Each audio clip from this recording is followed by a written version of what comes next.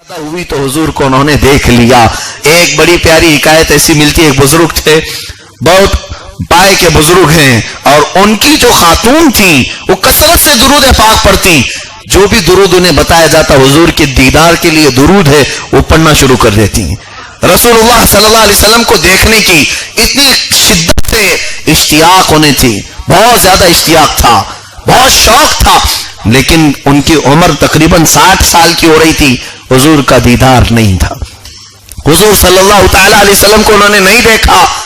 ان کے شوہر سے وہ شکایت کرتی رہی, میں پڑھتی پڑھتی بوڑھی ہو گئی, کبھی حضور نے مجھے اپنے دیدار سے نہیں نوازا, پتہ نہیں میری آنکھیں کس طرح کی گندی ہیں.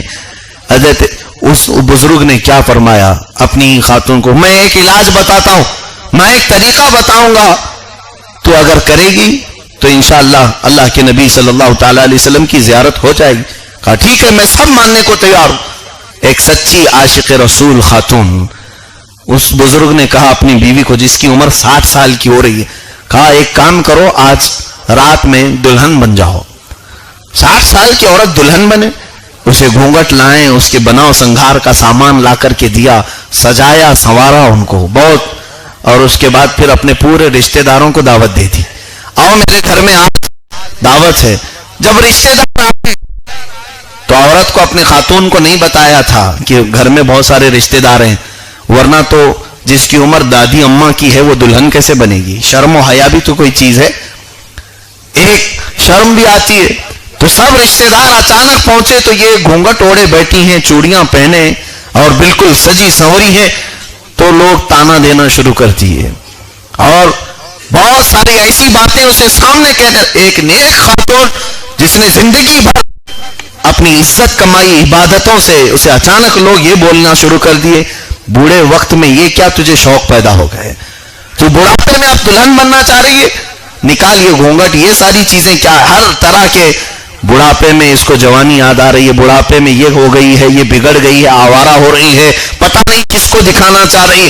اتنی باتیں اس دن کی گئی تو اس خاتون کو اتنی تکلیف ہوئی, وہ گھونگھٹ وغیرہ سب اٹھا کے پھینک دی, اپنی چوڑیاں توڑ دی, اپنے حجرے میں جا کر بہت روئی, اور اپنے شوہر پر بھی بہت گرم تھی, ناراض تھی کہ میرے شوہر نے مجھ سے ایسا کیوں کروایا, سب کے سامنے ذلیل کر دیا, سب کے سامنے میری عزت نکال دی. اپنے شوہر, ان کے شوہر رات بھر بلاتے رہے, دروازہ کھول, وہ نہیں کھولی. آپ کے قریب میں نہیں آؤں گی اس لیے کہ آپ نے مجھے سب کے سامنے ذلیل کیا, آپ مجھے چھوڑ دو اکیلا. تو وہ گھر کے اندر اتنا روتی روتی سوئی. اسی دن رات کو خواب میں حضور کا دیدار ہو گیا. اللہ کے نبی صلی اللہ علیہ وسلم تشریف لائے. برسوں سے جو متمنی تھی, صبح اٹھنے کے بعد گھر میں خوشبوؤں سے گھر مہک رہا ہے. صبح وہ اپنے شوہر نامدار کے پاس آئی, پوچھا کہ اللہ کے حبیب صلی اللہ علیہ وسلم کو میں نے دیکھا, آپ نے اس طرح سے دیکھا؟ وہ مسکرانے لگے, ہاں میں نے بھی دیکھا ہے, لیکن اللہ کے نبی صلی اللہ علیہ وسلم نے جو تجھے اپنے دیدار سے نوازا. وہ خاتون پوچھتی ہے, اے میرے رفیق حیا, یہ کون سا طریقہ تھا حضور کی دیدار کا, یہ کون سا طریقہ تھا حضور کے دیدار کا, ایسا تو کوئی طریقہ میں نے نہ کہیں پڑھا ہے. ان کے شوہر نے کہا یہ اللہ کے اولیاء کی بات ہے, کب ان کے دماغ میں کیا کیا باتیں آئے.